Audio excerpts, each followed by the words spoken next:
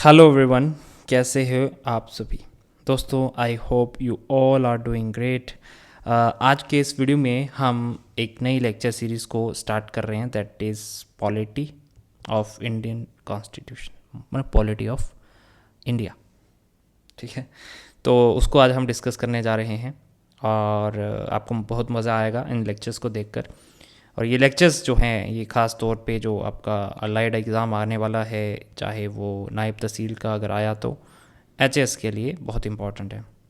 तो कोशिश करूँगा मैं अपना बेस्ट दूँ इन लेक्चर्स के थ्रू, जितनी इम्पॉर्टेंट चीज़ें हैं वो यहाँ पे आप लोगों के समक्ष जो है मैं रख पाऊँ। ठीक है, तो चलिए स्टार्ट करते हैं आज का लेक्चर। दोस्तों, आज का लेक्चर जो रहने वाला है that will be based on preamble. ठीक है, प्रस्तावना जो है हमारे संविधान की, उसके ऊपर जो है हमारा बेस्ड रहेगा। प्रेम्बल से क्या क्या प्रश्न पूछे जा सकते हैं वो आज हम डिस्कस करेंगे। सबसे पहला प्रश्न बनता है कहाँ से लिया गया है, तो हमने इसको यूएसए से लिया है, यूनाइटेड स्टेट्स ऑफ अमेरिका। ठीक है, तो प्रेम्बल जो है हमने कहाँ से लिया है, ये अमेरिका से लिया है, यूएसए से लिया है। उनका जो संविधान है उसका नाम है बिल ऑफ राइट्स, उसमें जो ये मेंशन था वहीं से जो है हमारे संविधान में इसको ऐड किया गया है। दोस्तों, दूसरा प्रश्न बनता है कि प्रेम्बल को कितनी मर्तबा जो है अमेंड किया गया है। तो इसका जो अमेंडमेंट है वो आपको ध्यान में रखना है, ओनली वन टाइम, सिर्फ एक बार जो है इसको अमेंड किया जा चुका है, that is according to 42nd constitutional amendment act of 1976। 42वां संशोधन जो हुआ था हमारे संविधान का, उसको जो है अमेंड करके इन्होंने प्रेम्बल को जो है बदला था। क्या चीज़ें बदली यहाँ पे, कौन कौन सी चीज़ें ऐड हुई थी वो मैं आपको बताऊँगा। 3 वर्ड्स को जो है यहाँ पे ऐड किया गया था, ये आपको ध्यान में रखना है दोस्तों। वो 3 शब्द कौन कौन से थे? पहला शब्द था सोशलिस्ट, सोशलिस्ट वर्ड को एंटर किया गया। दूसरा था आपका सेकुलर, सेकुलर वर्ड को जो है हमारे संविधान में डाला गया। और तीसरा था इंटीग्रिटी। राइट, ये 3 शब्दों को जो है हमारे संविधान में 42वें संशोधन के अकॉर्डिंग जो है हमारे कॉन्स्टिट्यूशन में ऐड किया गया था। ये आपको ध्यान में रखना है दोस्तों। ठीक है, आगे बढ़े। तो सोशलिस्ट, सेकुलर, इंटीग्रिटी, ये 3 शब्दों को हमारे कॉन्स्टिट्यूशन में ऐड किया गया है। गाइज, आपको ये भी पता होना चाहिए कि हमारे संविधान में प्रेम्बल के अंदर क्या क्या चीज़ें मेंशन हैं। तो सोशलिस्ट, सेकुलर, इंटीग्रिटी तो वर्ड बाद में डाले गए थे, उससे पहले जो शब्द थे वो थे सोवन। उसके बाद आता है आपका सोशलिस्ट, जो कि 42nd अमेंडमेंट एक्ट के थ्रू डाला गया था। तीसरा वर्ड आता है सेकुलर, इसमें शब्द दिया गया है, राइट, जो कि ये भी 42nd कॉन्स्टिट्यूशनल अमेंडमेंट एक्ट के थ्रू ऐड किया गया था। फिर आता है डेमोक्रेटिक और फिर आता है आपका रिपब्लिक।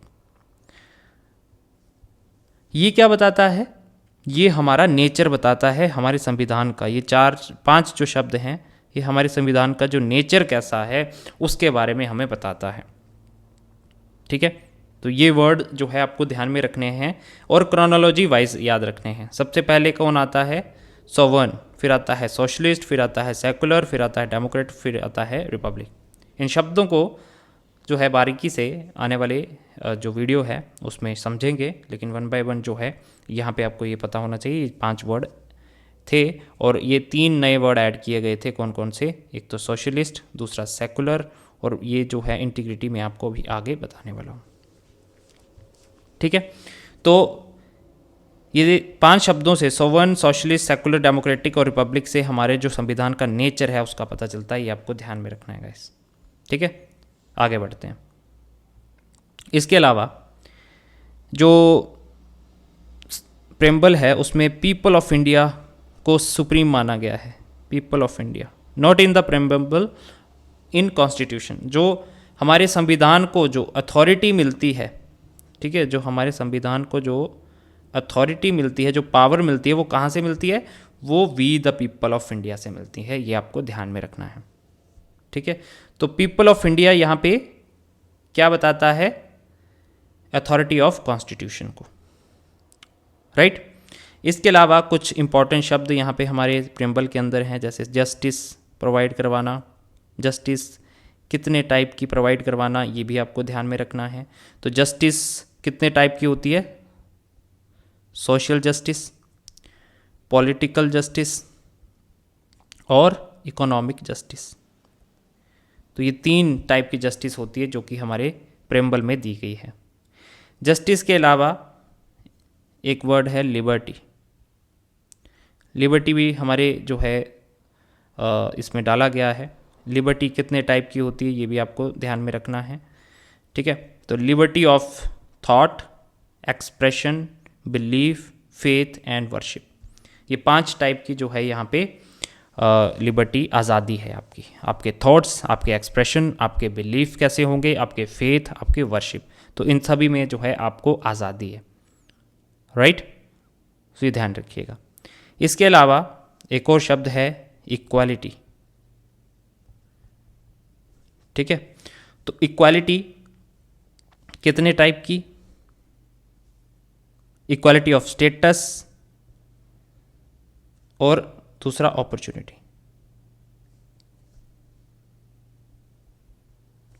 चाहे कोई भी स्टेटस हो आपका, अमीर हैं गरीब हैं, आपको इक्वली ट्रीट किया जाएगा। आपको पब्लिक एम्प्लॉयमेंट में इक्वली ट्रीट किया जाएगा, सभी को अपॉर्चुनिटी दी जाएगी।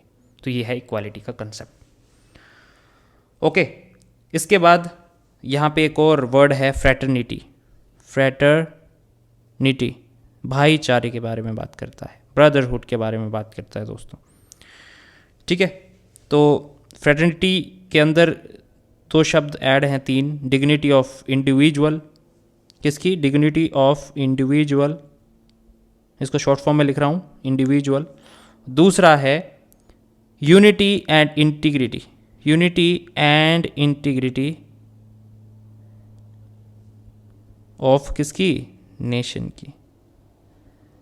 भाईचारा बढ़ाना, डिग्निटी जो है इंडिविजुअल की उसमें, और दूसरा यूनिटी और इंटीग्रिटी जो हमारे भारत की है उसमें भाईचारा लेके आना,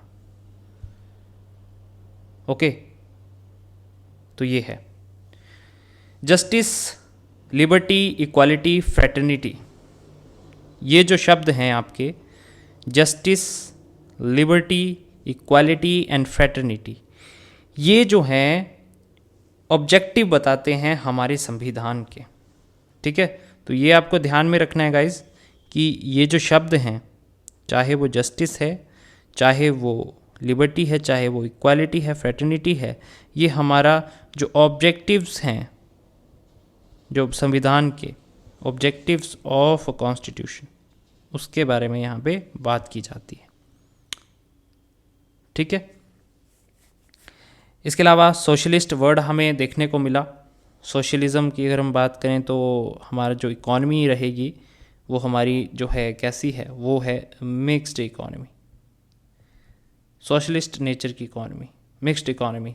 यहाँ पर पब्लिक सेक्टर भी है, यहाँ पे प्राइवेट सेक्टर भी आपको देखने को मिलेगा, ठीक है।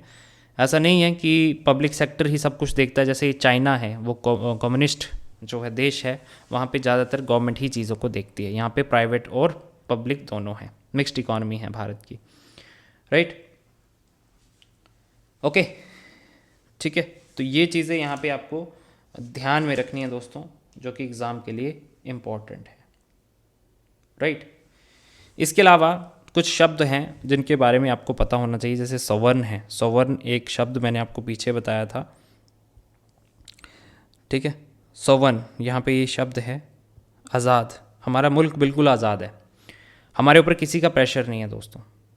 जब से हमारा जो 26 जनवरी 1950 से जो रिपब्लिक स्टेट बना है हमारा, तब से जो है हमारे ऊपर किसी का प्रेशर नहीं है। हम इंटरनल और एक्सटर्नल डिसीजन जो है हमारा देश खुद से ले सकता है, चाहे वो कोई भी टाइप का हो। कल को हमने पाकिस्तान पे अटैक करना है तो हमें किसी की परमिशन की ज़रूरत नहीं है, ठीक है। तो वो सवर्ण है। सोशलिस्ट है, मैंने आपको बता दिया, मिक्स्ड इकॉनमी है, प्राइवेट भी हैं और पब्लिक भी है।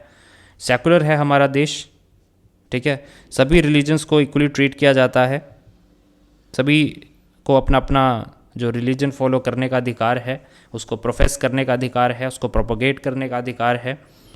इसके अलावा डेमोक्रेसी है हमारे भारत के अंदर। जो हमारी जो डेमोक्रेसी है वो किस टाइप की है? इनडायरेक्ट टाइप की है। ठीक है, डायरेक्ट टाइप की, इनडायरेक्ट टाइप की डेमोक्रेसी देखो मैं आपको बताऊं तो अगर हम बात करें सबसे पहले डायरेक्ट डेमोक्रेसी की, तो वो जो एग्जांपल मैं आपको यहाँ पे बताऊंगा वो है स्विट्ज़रलैंड। स्विट्ज़रलैंड में डायरेक्ट डेमोक्रेसी है, यानी कि जो लोग हैं वो सुप्रीम पावर है उनके पास, वो सीधे चीज़ों को डिसाइड करते हैं। किन कॉन्सेप्ट के थ्रू, किन पावर्स के थ्रू, किन जो है उनके पास जो चीज़ें हैं, या फिर हम बोल सकते हैं किन के थ्रू हमें पता चलता है कि वो डायरेक्ट डेमोक्रेसी जो है स्विट्ज़रलैंड है। वो रेफरेंडम के थ्रू चीज़ों को डिसाइड करते हैं। वहाँ पे प्लेबिसाइट होता है किस चीज़ को डिसाइड करना हो। ठीक है, रिकॉल है, इसके अलावा इनिशिएटिव है। इन सभी चीज़ों के साथ जो है वो डिसीज़न लेते हैं, इसलिए वो डायरेक्ट डेमोक्रेसी कहला जाता है। जैसे कल को कोई डिसीज़न लेना है तो लोगों को पूछा जाएगा, लोग आपस में डिसाइड करेंगे कि जिसकी मेजॉरिटी ज़्यादा होगी लोगों की, तो वो चीज़ जो है वहाँ पे लागू हो जाएगी। ठीक है, तो ये डायरेक्ट डेमोक्रेसी का एग्जांपल है हमारा स्विट्ज़रलैंड। वेयरएज़ अगर हम भारत की बात करें तो हमारा जो है वो है indirect in nature, indirect democracy. हम जो है लोगों को चुनते हैं, चाहे वो एमएलएज़ हैं, एमपीज़ हैं, और वो लोग जो हैं हमारे लिए कानून बनाते हैं, लॉज बनाते हैं। ठीक है, ये हुई इनडायरेक्ट डेमोक्रेसी। हम डायरेक्टली पार्टिसिपेट नहीं कर रहे, हालांकि हम बोल सकते हैं डायरेक्टली पार्टिसिपेशन हो रहा है, कहीं ना कहीं हम वोट दे रहे हैं, लेकिन वो वोट किसको जा रहा है? ये एमएलए को जा रहा है, एमपीज़ को जा रहा है। ये हमारे लिए जो है नीतियाँ बनाएंगे, ना कि हम खुद नीतियाँ बनाएंगे। ये होती है हमारी इनडायरेक्ट डेमोक्रेसी। तो भारत के अंदर वो क्या है? वो इनडायरेक्ट डेमोक्रेसी है। हम रिप्रेजेंटेटिव को जो है यहाँ पे इलेक्ट करते हैं अपने लिए। ठीक है, तो हमारी जो डेमोक्रेसी है दोस्तों वो है रिप्रेजेंटेटिव टाइप की। वेयरएज़ इसका मतलब हुआ कि जो पार्लियामेंट है प्रेसिडेंशियल, दो टाइप की है रिप्रेजेंटेटिव डेमोक्रेसी। पार्लियामेंट की बात करें, इसका जो एग्जीक्यूटिव है यानी कि जो काउंसिल ऑफ मिनिस्टर्स हैं, जो कैबिनेट में बैठते हैं, वो डायरेक्टली रिस्पॉन्सिबल होते हैं किसके लिए? लेजिस्लेचर के लिए, लोकसभा के लिए, या हमारी पार्लियामेंट के लिए, राइट। और प्रेसिडेंशियल टाइप ऑफ सिस्टम कहाँ पे है आपका? जैसे यूएसए है, यूएसए में प्रेसिडेंट सुप्रीम है। वेयरएज़ हमारे यहाँ पे प्रेसिडेंट ओनली नॉमिनल हेड है, उसको नॉमिनल हेड है, नाम का जो है सुप्रीम पावर दी गई है, लेकिन जो नीतियाँ कौन बनाता है? वो प्राइम मिनिस्टर बनाता है अपनी काउंसिल ऑफ मिनिस्टर्स के साथ, है ना।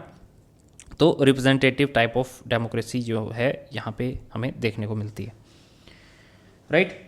तो ये होगी डेमोक्रेसी। डेमोक्रेसी के अलावा रिपब्लिक की बात करें तो रिपब्लिक मैंने आपको बताया, हेड ऑफ द स्टेट जो है रिपब्लिक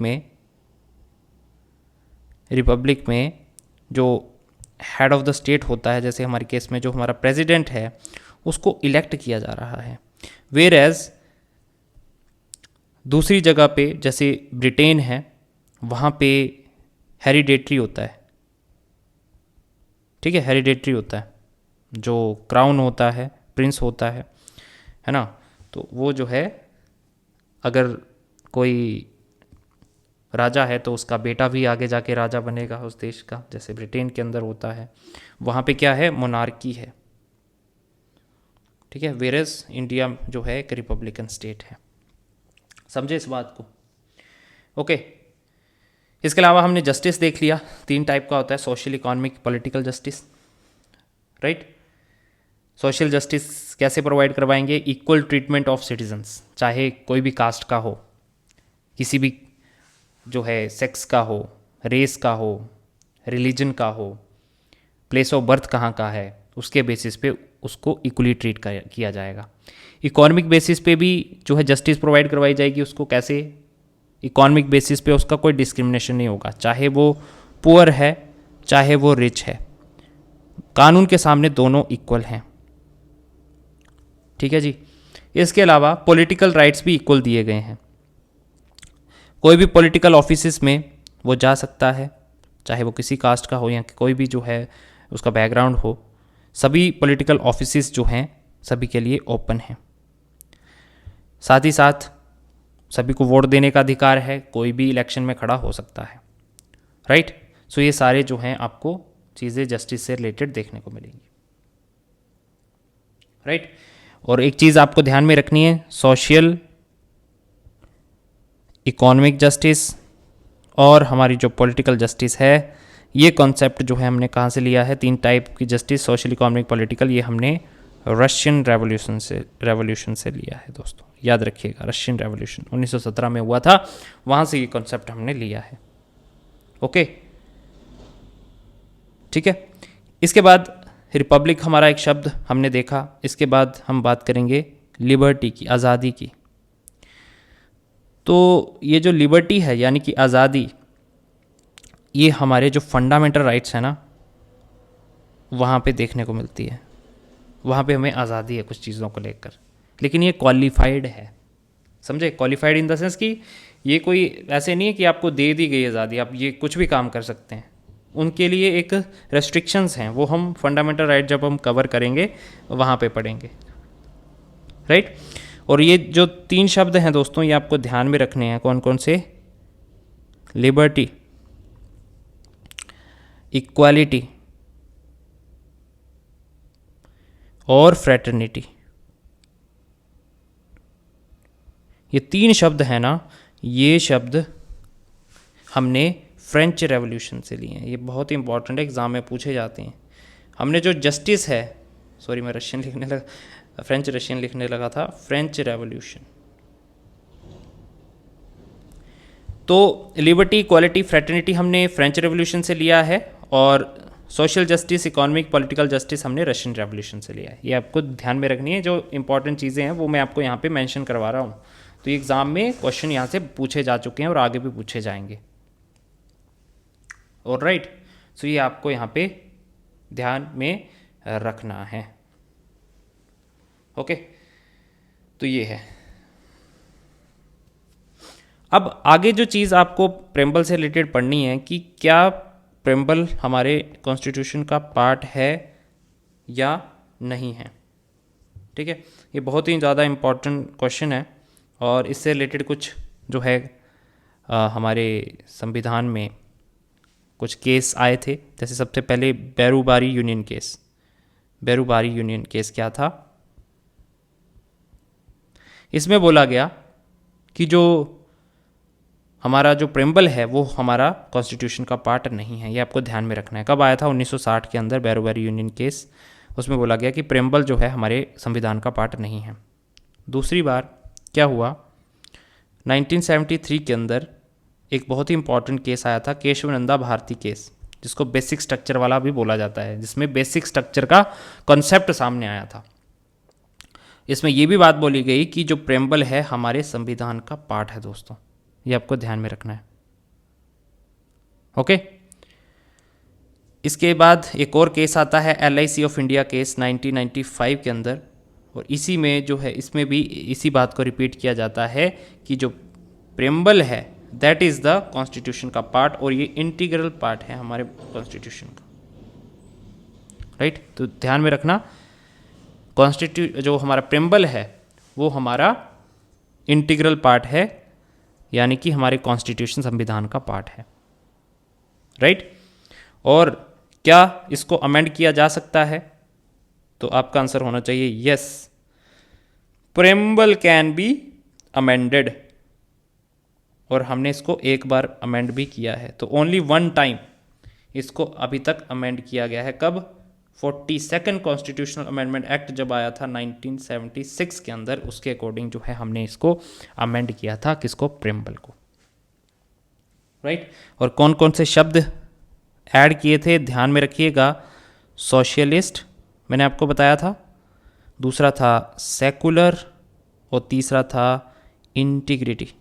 ये 3 शब्दों को यहाँ पे ऐड किया गया था संविधान के अंदर। ठीक है जी, तो ये आपको ध्यान में रखना है, राइट।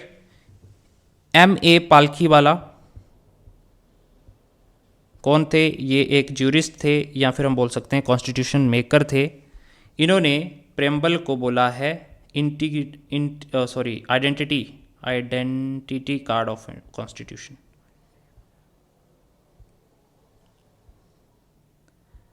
ठीक है, एक टाइप का एक आइडेंटिटी कार्ड है प्रेम्बल हमारे संविधान का। किसने बोला? M.A. पालखीवाला। इनका नाम आपको ध्यान में रखना है, बहुत इंपॉर्टेंट है, एग्जाम में बहुत बार पूछा जा चुका है। ठीक है, तो ये मोटी मोटी चीज़ें थी प्रेम्बल को लेकर जो मैंने आपको बताई। ये इंट्रोडक्शन पार्ट था, इससे ज़्यादा कुछ पूछा नहीं जाएगा आपको। ठीक है, जो जो इंपॉर्टेंट चीज़ें थी वो मैंने यहाँ पे मेंशन कर दी हैं, राइट। तो अगले चैप्टर में हम जो है चलेंगे, हम पॉलिटी की क्लासेस को कवर कर रहे हैं, और जो बुक यहाँ पे फॉलो हो रही है दैट इज़ लक्ष्मीकांत। और लक्ष्मीकांत में से भी जो है हमारे लिए जो इम्पोर्टेंट पार्ट है उसी को भी हम कवर करेंगे, ना कि पूरी बुक को। ठीक है, तो मिलते हैं आपको अगले लेक्चर के अंदर, जिसमें हम यूनियन एंड इट्स टेरिटरी के बारे में पढ़ेंगे दोस्तों। ओके, तो see you in the next one.